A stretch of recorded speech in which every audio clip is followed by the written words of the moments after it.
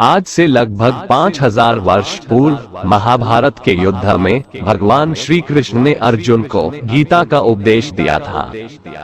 कहा जाता है कि गीता में जीवन की हर एक परेशानी का हल है।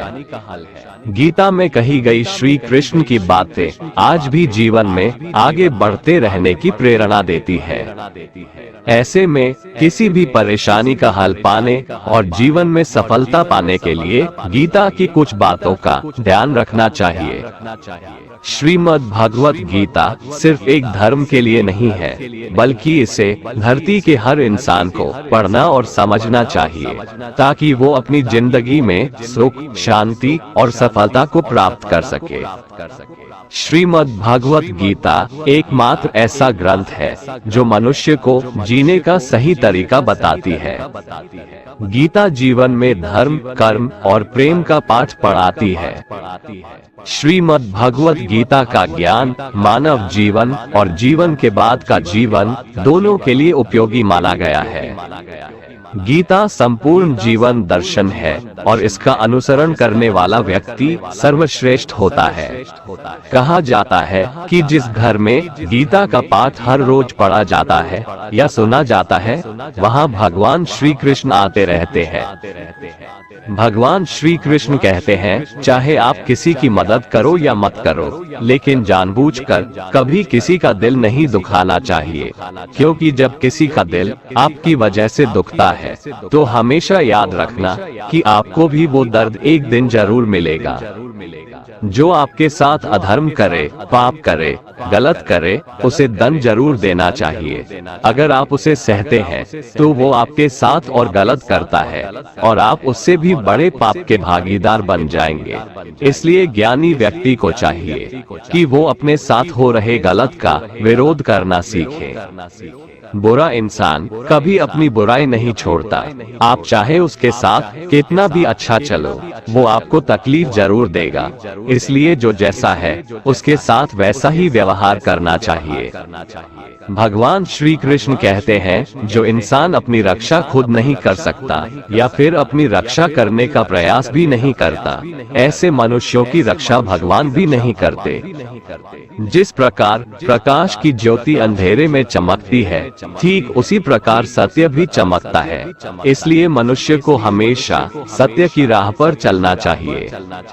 जो इंसान समय की कदर नहीं करता, समय भी उस इंसान की कदर कभी नहीं करता है, और वैसा इंसान जीवन में कभी भी सुख, शांति और सफलता को प्राप्त नहीं कर पाता है। इस दुनिया में परमात्मा के सिवा किसी को अपना मत समझो। यहाँ कोई अपना नहीं है, क्योंकि जब दुनिया के सारे रास्ते बंद हो जाते हैं तो ईश्वर की तरफ जाने वाला रास्ता हमेशा खुला रहता है। अपने आप को भगवान के प्रति समर्पित कर दो, यही सबसे बड़ा सहारा है। जो कोई भी इस सहारे को पहचान गया है, वह डर, चिंता और दुखों से आजाद रहता है। सत्य कभी दावा नहीं करता है कि मैं सत्य हूँ, लेकिन झूठ हमेशा दावा करता है कि सिर्फ मैं ही सत्य हूँ। श्री कृष्ण कहते हैं, बुरे कर्म करने वाले सबसे नीच व्यक्ति जो राक्षसी प्रवृत्तियों से जुड़े हुए हैं और जिनकी बुद्धि माया ने हर ली है, वो मेरी पूजा या मुझे पाने का प्रयास नहीं करते। तुम्हारा क्या गया जो तुम रोते हो? तुम क्या लाए थे जो तुमने खो दिया? तुमने क्या पैदा किया था जो नष्ट हो गया? तुमने जो लिया यहीं से लिया, जो दिया यहीं पर दिया। जो आज तुम्हारा है कल किसी और का होगा, क्योंकि परिवर्तन ही संसार का नियम है और समय के साथ संसार में हर चीज परिवर्तन के नियम का पालन करती है। मनुष्य को क्रोध करने से बचना चाहिए। क्रोध से भ्रम पैदा होता है, भ्रम से बुद्धि व्यग्र हो जाती है। जब बुद्धि व्यग्र होती है तब तर्क नष्ट हो जाता है, और जब तर्क नष्ट होता है तब व्यक्ति का पतन हो जाता है। संगति का मनुष्य के जीवन पर बहुत गहरा प्रभाव पड़ता है। अच्छा इंसान अगर बुरे लोगों के संगत में रहेगा तो वो भी एक दिन बुरा बन जाएगा। इसलिए हमेशा अच्छे लोगों के संगत में रहें। किसी का अच्छा ना कर सको तो बुरा भी मत करना, क्योंकि दुनिया कमजोर है लेकिन दुनिया बनाने वाला नहीं। जन्म लेने वाले के लिए मृत्यु उतनी ही निश्चित है जितना कि मृत होने वाले के लिए जन्म लेना। इसलिए जो अपरिहार्य है उस पर शोक मत करो। इंसान हमेशा अपने भाग्य को कोसता है, ये जानते हुए भी कि भाग्य से भी ऊंचा उसका कर्म है जो उसके स्वयं के हाथों में है। इस संपूर्ण संसार में कोई भी व्यक्ति महान नहीं जन्मा होता है, बल्कि उसके कर्म उसे महान बनाते हैं। गीता में कहा गया है, कोई भी अपने कर्म से भाग नहीं सकता, कर्म का फल मनुष्य को भुगतना ही पड़ता है। सदैव संदेह करने वाले व्यक्ति के लिए प्रसन्नता ना इस लोक में है ना ही परलोक में, इसलिए संदेह करने से बचें। किसी भी व्यक्ति को ना तो समय से पहले और ना ही भाग्य से अधिक कुछ मिलता है, लेकिन उसे पाने के लिए सदैव प्रयत्नशील रहना चाहिए। मनुष्य अपने हृदय से जो दान कर सकता है वो अपने हाथों से नहीं कर सकता, और मौन रहकर जो कुछ वो कह सकता है वो शब्दों से नहीं कह सकता। मन पर नियंत्रण रखना जरूरी है। मनुष्य का मन वायु की तरह चंचल है। यह मन ही है जो मनुष्य को काम वासनाओं की तरफ भटकाता रहता है। अगर जीवन को सफल बनाना है तो मन पर काबू करना बहुत जरूरी है। मन को वश में करने से दिमाग की शक्ति केंद्रित होती है, जिससे कार्यों में सफलता मिलने लगती है। गीता के अनुसार जिस व्यक्ति ने अपने मन पर काबू पा लिया वह मन में पैदा होने वाली बेकार की चिंताओं और इच्छाओं से भी दूर रहता है। साथ ही व्यक्ति अपने लक्ष्य को भी आसानी से प्राप्त कर लेता है। अगर मन को वश में नहीं करोगे तो वह तुम्हारा सबसे बड़ा शत्रु बन जाएगा। न तो ये शरीर तुम्हारा है और न ही तुम इस शरीर के मालिक हो। ये शरीर 5 तत्वों से बना है, आग, जल, वायु, पृथ्वी और आकाश। एक दिन ये शरीर इन्हीं 5 तत्वों में विलीन हो जाएगा। जिंदगी में हम कितने सही हैं और कितने गलत हैं, ये केवल 2 लोग जानते हैं, एक परमात्मा और दूसरी हमारी अंतरात्मा। कभी भी किसी भी चीज की अति नहीं करनी चाहिए। कोई भी चीज हद से ज्यादा मत करना। किसी से प्रेम या नफरत भी हद से ज्यादा मत करना, क्योंकि किसी भी चीज की अति आपको ही नुकसान पहुंचाएगी। इसलिए जीवन को संतुलन के साथ जीना चाहिए। सही कर्म वह नहीं है जिसके परिणाम हमेशा सही हो, अपितु सही कर्म वह है जिसका उद्देश्य कभी गलत ना हो। इस दुनिया में हारे हुए इंसान की, तकलीफ में पड़े हुए इंसान की कोई मदद नहीं करता, और अगर कोई इंसान थोड़ा सा सफल हो जाए तो उससे कोई खुश नहीं होता। इसलिए अपना दुख किसी को बताओ मत और अपनी खुशी किसी के आगे जताओ मत। कर्म ही सबसे बड़ा धर्म है। भगवान श्री कृष्ण गीता में अर्जुन को उपदेश देते हुए कहते हैं, व्यक्ति कर्म करने के लिए ही पैदा हुआ है और बिना कर्म किए कोई रह नहीं सकता। मनुष्य को परिणाम की चिंता किए बिना अपने कर्तव्यों का पालन करना चाहिए। मनुष्य का आहार हमेशा सात्विक और संतुलित होना चाहिए। जिस इंसान को ये समझ नहीं है कि क्या खाना चाहिए, कितना खाना चाहिए, कहाँ खाना चाहिए और कैसे खाना चाहिए, वो परमात्मा को कभी नहीं पा सकता। सज्जन व्यक्तियों को सदैव अच्छा व्यवहार करना चाहिए, क्योंकि इन्हीं के पद चिन्हों पर सामान्य व्यक्ति अपने रास्ते चुनता है। तन की सुंदरता मन को आकर्षित करती है, जबकि स्वभाव की सुंदरता हृदय को आकर्षित करती है। इसीलिए मनुष्य का स्वभाव हमेशा निर्मल होना चाहिए। ज्यादा खुश होने पर और ज्यादा दुखी होने पर निर्णय नहीं लेना चाहिए, क्योंकि ये दोनों परिस्थितियां आपको सही निर्णय नहीं लेने देती हैं। जिस मनुष्य के अंदर ज्ञान की कमी और ईश्वर में श्रद्धा नहीं होती, वो मनुष्य जीवन में कभी भी आनंद और सफलता को प्राप्त नहीं कर पाता है। जो व्यक्ति आध्यात्मिक जागरूकता के शिखर तक पहुंच चुके हैं, उनका मार्ग है निस्वार्थ कर्म। जो भगवान के साथ संयोजित हो चुके हैं, उनका मार्ग है स्थिरता और शांति। भगवान श्री कृष्ण कहते हैं, जब जब इस धरती पर पाप, अहंकार और अधर्म बढ़ेगा, बढ़ेगा तो उसका विनाश कर पुनः धर्म की स्थापना करने हेतु मैं अवश्य अवतार लेता रहूंगा। मानव कल्याण ही भगवत गीता का प्रमुख उद्देश्य है। इसलिए मनुष्य को अपने कर्तव्यों का पालन करते समय मानव कल्याण को प्राथमिकता देना चाहिए। चुप रहने से बड़ा कोई जवाब नहीं है और माफ कर देने से बड़ी कोई सजा नहीं है। जिस मनुष्य के पास सब्र की ताकत है, उस मनुष्य की ताकत का कोई मुकाबला नहीं कर सकता। हमारी व्यर्थ की चिंता और मन का भय एक ऐसा रोग होता है जिससे हमारी आत्मीय शक्ति बिखर जाती है। मनुष्य को जीवन की चुनौतियों से भागना नहीं चाहिए और न ही भाग्य और ईश्वर की इच्छा जैसे बहानों का प्रयोग करना चाहिए। अपना काम बनाने के लिए लोग आपकी तारीफ करेंगे, आपसे रिश्ता बनाने की कोशिश करेंगे, लेकिन उनके व्यवहार को सच मानकर अगर आप फंस जाएंगे तो आगे चलकर आपको ही नुकसान होगा। भगवान श्री कृष्ण कहते हैं, किसी के मीठे शब्दों में कभी मत फंसना, बल्कि आंखें खोलकर इंसान को परखना सीखो। अक्सर आपको चोट वही लोग पहुंचाते हैं जो आपके अपने होते हैं, जो आपके दिल के ज्यादा करीब होते हैं। गीता का ये सबसे महत्वपूर्ण ज्ञान है, क्योंकि महाभारत की लड़ाई पराये लोगों में नहीं थी, ये भाइयों की लड़ाई थी, एक ही परिवार की लड़ाई थी। हे अर्जुन, वह जो वास्तविकता में मेरे उत्कृष्ट जन्म और गतिविधियों को समझता है, वो शरीर त्यागने के बाद पुनः जन्म नहीं लेता है और मेरे परम धाम को प्राप्त होता है। वो व्यक्ति जो सभी इच्छाएं त्याग देता है और मैं और मेरा की लालसा और भावनाओं से मुक्त हो जाता है, उससे अपार शांति की प्राप्ति होती है।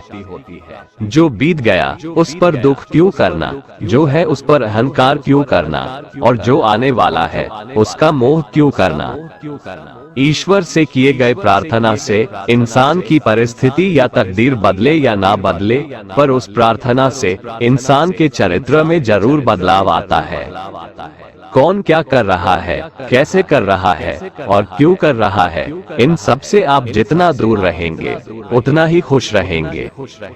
भगवान श्री कृष्ण कहते हैं, मैं ऊष्मा देता हूँ, मैं वर्षा करता हूँ और रोकता भी हूँ, मैं अमरत्व भी हूँ और मृत्यु भी।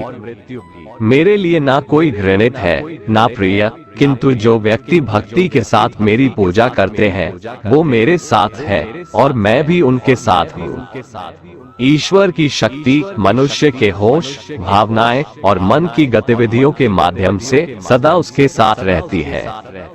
सब धर्मों का परित्याग करके तुम एक मेरी ही शरण में आओ, मैं तुम्हें समस्त पापों से मुक्त कर दूंगा। तुम शोक मत करो। पछतावा अतीत नहीं बदल सकता और चिंता भविष्य नहीं संवार सकती। इसलिए वर्तमान का आनंद लेना ही जीवन का सच्चा सुख है। श्री कृष्ण कहते हैं, जो तुम्हारा साथ देता है तुम उसका साथ दो, जो तुम्हें धोखा देता है तुम उसे त्याग दो। जिस जगह आपका सम्मान नहीं हो वहाँ पर कभी जाना नहीं चाहिए, वरना लोग आपको कमजोर और बेवकूफ समझेंगे। जहाँ बारिश ना हो वहाँ फसल खराब हो जाती है और जहाँ संस्कार ना हो वहाँ नस्ल भी खराब हो जाती है। जो लोग ये कहते हैं मेरे पास वक्त नहीं है, असल में उनके खास रिश्तों की गिनती में आपका नाम ही नहीं है। बात इतनी मधुर रखो कि कभी वापस भी लेनी पड़े तो आपको कड़वी न लगे। खुद में थोड़ा स्वाभिमान होना जरूरी है, वरना लोग आपको वहाँ भी दबाने की कोशिश करेंगे जहाँ आपका अधिकार है। जब तक तुम अपने आप से नहीं हार जाओ तब तक दुनिया की कोई ताकत तुम्हें हरा नहीं सकती है। जीवन में कभी वो मत करो जो लोग करते हैं, हमेशा वही करो जो तुम्हारे लिए सही है। मनुष्य जिस रूप में ईश्वर को याद करता है, ईश्वर भी उसे उसी रूप में दर्शन देते हैं। जो चीजें हमारे दायरे से बाहर हो उसमें समय गंवाना मूर्खता ही होगी। इतिहास कहता है कि कल सुख था, विज्ञान कहता है कि कल सुख होगा, लेकिन धर्म कहता है अगर मन सच्चा और दिल अच्छा हो तो हर रोज सुख होगा। माफ करना और शांत रहना सीखिए, ऐसी ताकत बन जाओगे कि पहाड़ भी रास्ता देंगे। ईश्वर ने हमें जो कुछ भी दिया है वही हमारे लिए पर्याप्त है और यही एक अटल सत्य भी है। कमजोर तुम नहीं, तुम्हारा वक्त है और वक्त सबका बदलता है। तुम बस अपना कर्म करते जाओ। जिसने कभी संकट नहीं देखा उसे अपनी ताकत का कभी एहसास नहीं होगा। जो दूसरों की तकलीफों को समझते हैं, जिनमें दया है, जो दिल से अच्छे हैं, उन्हें दोबारा जन्म नहीं लेना पड़ता है। किसी को कुछ देकर घमंड मत कर, क्या पता तू दे रहा है या पिछले जन्म का कर्ज चुका रहा है। घमंडी मनुष्य का वंश, वैभव और प्रतिष्ठा तीनों ही चले जाते हैं। विश्वास न हो तो रावण, कौरव और कंस को देख लो। किसी पर विश्वास करना हो तो उनकी बातों पर नहीं, उनकी हरकतों पर ध्यान दो। गुस्से के वक्त थोड़ा रुक जाने से और गलती के वक्त थोड़ा झुक जाने से जिंदगी और भी आसान हो जाती है। भगवान श्री कृष्ण कहते हैं, जो मनुष्य मुझे जान लेता है वह जन्म मरण के बंधनों से मुक्त हो जाता है। केवल ज्ञान ही एक ऐसा अक्षय तत्व है जो कहीं भी, किसी भी अवस्था में और किसी भी काल में मनुष्य का साथ नहीं छोड़ता। धरती पर जिस प्रकार मौसम में बदलाव आता है, उसी प्रकार जीवन में भी सुख दुख आता जाता रहता है। युद्ध हो या जीवन, सफलता केवल 3 शस्त्रों से प्राप्त होती है: धर्म, धैर्य और साहस। कुछ पाना है तो खुद पर भरोसा कीजिए, क्योंकि सहारे कितने भी सच्चे और अच्छे हो, साथ छोड़ ही जाते हैं। मित्र गरीब है या अमीर मायने नहीं रखता, बल्कि वो आपके बुरे समय में आपका साथ कितना देता है यह मायने रखता है। धर्म चाहे जो भी हो, अच्छे इंसान बनो, हिसाब हमारे कर्म का होगा, धर्म का नहीं। खुशी के लिए काम करोगे तो खुशी नहीं मिलेगी, लेकिन खुश होकर काम करोगे तो खुशी जरूर मिलेगी। जब आप दूसरों के लिए अच्छा चाहते हैं तो वही अच्छी चीजें आपके जीवन में वापस आती है। यही प्रकृति का नियम है। आपका मूल्य इससे तय नहीं होता कि आप क्या है, बल्कि इससे तय होता है कि आप खुद को क्या बनाने की क्षमता रखते हैं। हंसता हुआ मन और हंसता हुआ चेहरा, यही सच्ची संपत्ति है। कमियां भले ही हजारों हो तुम में, लेकिन खुद पर विश्वास रखो कि तुम सबसे बेहतर करने का हुनर रखते हो। जितना इंतजार वो आपसे करवा रहा है, समय आने पर वो इतना देगा कि संभाल भी नहीं पाओगे। कोई आपका साथ ना दे तो निराश मत होना, क्योंकि परमात्मा से बड़ा हमसफर कोई नहीं होता।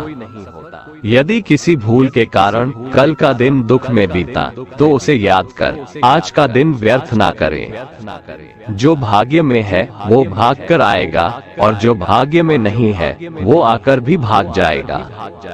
जैसे हवा के झोंके नाव को भटका देते हैं, वैसे ही मनुष्य की इच्छाएं बुद्धि को भटका देती है।